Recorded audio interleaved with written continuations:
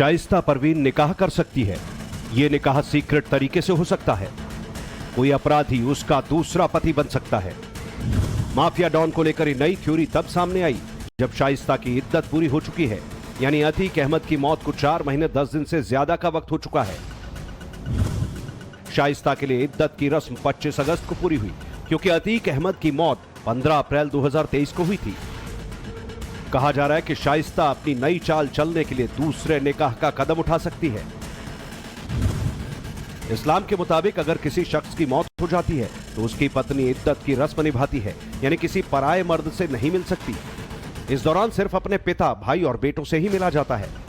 और जब इद्दत का वक्त पूरा होता है तो अपनी पसंद से दूसरा निकाह करने का ऑप्शन भी उस महिला के पास रहता है।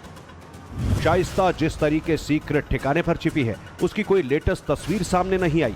उससे इस बात के कयास जोरों पर है कि हो सकता है वो जल्द बहुत बड़ा धमाका करे। अतीक अशरफ हत्याकांड के 4 महीने 14 दिन बीत चुके हैं। इसमें 4 महीने 10 दिन की विसाले इद्दत की मियाद थी। इस दौरान मुस्लिम महिलाएं अक्सर घरों के अंदर रहती हैं, बाहरी दुनिया से उनका संपर्क लगभग ना के बराबर होता है। शायद यही बड़ी वजह है कि शाइस्ता तक पुलिस इस दौरान नहीं पहुंच पाई, उसका लोकेशन तक ट्रेस नहीं कर पाई। हालांकि खबर यह भी है कि इस दौरान शाइस्ता फोन के जरिए अपने गुर्गों के संपर्क में लगातार रही और शायद इसीलिए उसके गुर्गे उसके इशारे पर प्रयागराज में वसूली और जुए का धंधा भी खुलेआम चलाने लगे थे। पुलिस लगातार उनको गिरफ्तार कर रही है। इसीलिए कहा जा रहा है कि अब क्या शाइस्ता पुलिस के सामने आ पाएगी या दुनिया के सामने आएगी। मगर सवाल ये कि शाइस्ता दूसरा निकाह किससे करेगी? क्या वो अतीक गैंग से जुड़ा कोई मेंबर हो सकता है? कहीं गुड्डू मुस्लिम और शाइस्ता परवीन के बीच नई केमिस्ट्री तो नहीं बनेगी? अतीक अहमद की मौत के बाद ये खबर खूब सुर्खियां बनी थी कि गुड्डू मुस्लिम शाइस्ता को पसंद करता है और शाइस्ता को फरारी के लिए छिपाने में गुड्डू बमबाज ने मदद की। कयास लगाए गए कि हो सकता है अतीक गैंग को फिर से खड़ा करने और खुद को मजबूत करने के लिए ये दोनों निकाह कर लें। अब जब शाइस्ता की इद्दत का वक्त पूरा हो चुका है तो एक बार फिर उसे लेकर चर्चा गर्म है। शाइस्ता के दूसरे निकाह को लेकर नई नई बातें कही जा रही हैं। अगर उसे निकाह ही करना होगा तो सरेंडर करेगी। सरेंडर करने के बाद किसी भी सरेंडर्ड अभियुक्त को, किसी भी कस्टडी के अभियुक्त को निकाह करने, शादी करने पे कोई रोक नहीं है। तो उसे निकाह करने में, अगर उसे निकाह करना होगा तो इसके सीक्रेसी की जरूरत नहीं है। लेकिन मेरा मानना है कि वो ऐसा नहीं करेगी, क्योंकि ऐसा करने के बाद उससे जो एक उसके नाम के साथ अतीक अहमद और उस परिवार का, उस माफियाज़म का, उनके बच्चों का नाम जुड़ा हुआ है, वो ख़त्म हो जाएगा, जो निश्चित रूप से उसके पावर में, उसकी स्टेटस में कमी लाएगा। 1996 में अतीक अहमद से शादी करने वाली शाइस्ता खुद को यूपी पुलिस से बचाने के लिए दूसरे निकाह का रास्ता ही क्यों चुनेगी, ये सवाल भी उठ सकता है। क्योंकि शाइस्ता परवीन की उम्र अब 51 साल है। उसके 5 बेटे हैं, जिसमें बड़ा बेटा उम्र 25 साल का है। फरारी के बाद से ही वो अपने पति अतीक अहमद के गैंग और उसकी संपत्ति को संभाल रही है और असद के एनकाउंटर के बाद 4 बेटों की फिक्र सताए रहती है। कहा जा रहा है कि सुप्रीम कोर्ट में जब अतीक के नाबालिग बेटों के यूपी से बाहर जाने की बात कही गई तो ये शाइस्ता परवीन की प्लानिंग का ही हिस्सा है। ऐसे में जरूरी नहीं कि दूसरी शादी करे। हालांकि कई और ऑप्शंस ऐसे हैं जो शाइस्ता से जुड़े बताए जा रहे हैं। पहला ऑप्शन है सीक्रेट ठिकाने पर रहकर अतीक गैंग को फिर से जिंदा करना। दूसरा ऑप्शन किसी खास को गैंग का मोहरा बनाकर इस्तेमाल करना। और उसके पास तीसरा ऑप्शन है पुलिस के सामने सरेंडर करने का। शाइस्ता आसानी से सरेंडर कर दे, ऐसा फिलहाल तो मुमकिन नहीं लग रहा। हालांकि इतना जरूर कहा जा रहा है कि जिस तरह अशरफ की पत्नी जैनब की नई तस्वीर सामने आई, उससे शाइस्ता परवीन को लेकर भी क्लू मिल सकते हैं। जो इंटेलिजेंस इनपुट आ रहे हैं, जो सूचनाएं आ रही हैं, वो लगातार इसी तरह की ओर संकेत, इसी दिशा में संकेत कर रही हैं कि गैंग डेड नहीं हुआ है। लगातार इसके रिवाइवल की कोशिशें हो रही हैं। तो अब उसे अगर सरेंडर भी करना होगा तो अपने गैंग को स्थापित करके, उसको बिल्कुल सेटअप करके, पूरी व्यवस्था को बनाकर उसके बाद ही सरेंडर करेगी, ताकि सरेंडर करने के बाद भी अगर वो गैंग को अगर वो सरेंडर कर जाती है, वो जेल चली जाती है, तब भी उसके जेल जाने और पुलिस कस्टडी में या जुडिशियल कस्टडी में रहने के बाद भी गैंग चलता रहे, ऐसी व्यवस्था करने के बाद ही वो सरेंडर करेगी। पुलिस को इंतजार है शाइस्ता अब इद्दत के बाद गैंग के किसी सदस्य से मुलाकात करे।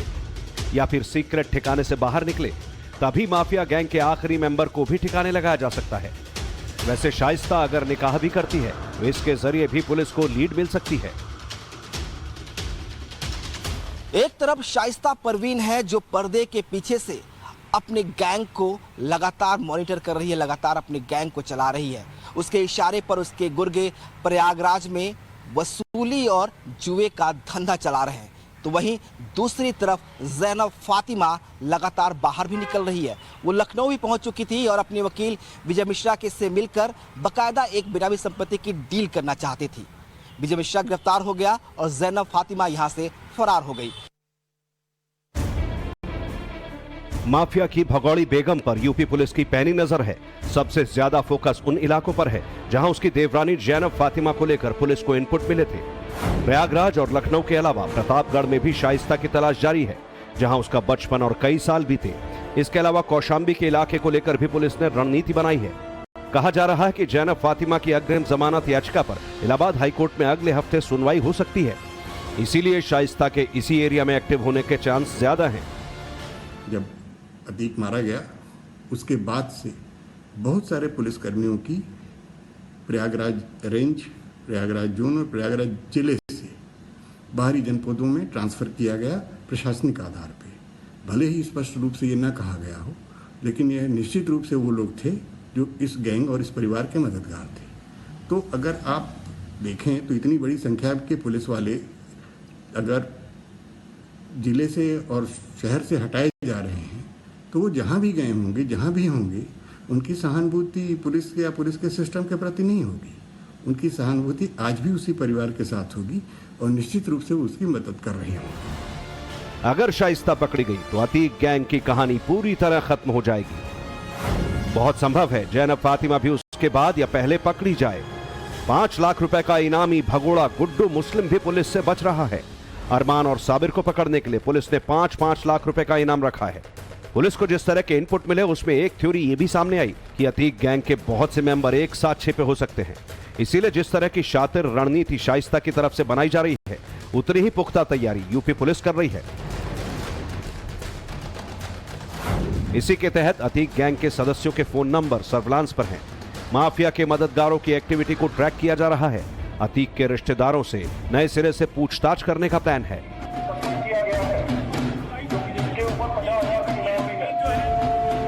इसके अलावा नया मामला दर्ज करने के बाद पुलिस की एक और टीम उसे ट्रेस करने लगी है। शाइस्ता के घर पर 82 का नोटिस चिपकाया गया। उसके 1 महीने के बाद भी वो कोर्ट में पेश नहीं हुई तो उसके खिलाफ एक और मामला दर्ज हो गया। जो कि माफिया अतीक अहमद की पत्नी है, वो घटना के दिन से ही बाजापुर फरार है। माना जा रहा है कि इससे शाइस्ता का मनोबल टूट सकता है और वो फिर सरेंडर भी कर सकती है। उत्तर प्रदेश के अंदर ऑर्गेनाइज्ड क्राइम आज एकदम जीरो पर है। यहाँ कोई अपराध अब नहीं हो सकता, कोई यहाँ किसी का फिरौती के लिए अपहरण नहीं कर सकता। कोई गुंडा जाकर के किसी इंडस्ट्री में जाकर के वह या उसका गुर्गा जाकर के किसी उद्यमी को या वहां उनके किसी कार्मिक को धमकी नहीं दे सकता। जबरन कोई उद्योग को बंद नहीं कर सकता। अतीक अहमद गैंग के खिलाफ यूपी पुलिस का एक्शन ऑन है। इनकम टैक्स की टीम भी बड़ी कार्रवाई कर रही है। सुरक्षा गार्ड के नाम से बनाई अब तक 40 से ज्यादा बेनामी संपत्तियों की पहचान की गई है। खुलासे के मुताबिक अतीक की मौत के बाद भी उसके परिवार की जरूरतों को इन संपत्तियों को बेचकर पूरा किया जा रहा था। बहुत संभव है इनकी बिक्री में लेडी डॉन शाइस्ता परवीन का नाम शामिल हो, क्योंकि लखनऊ में भी ऐसी डील होने की खबर जब सामने आई उसमें शाइस्ता की मंजूरी थी और उसी के बाद ज़ैनब लखनऊ पहुंची थी।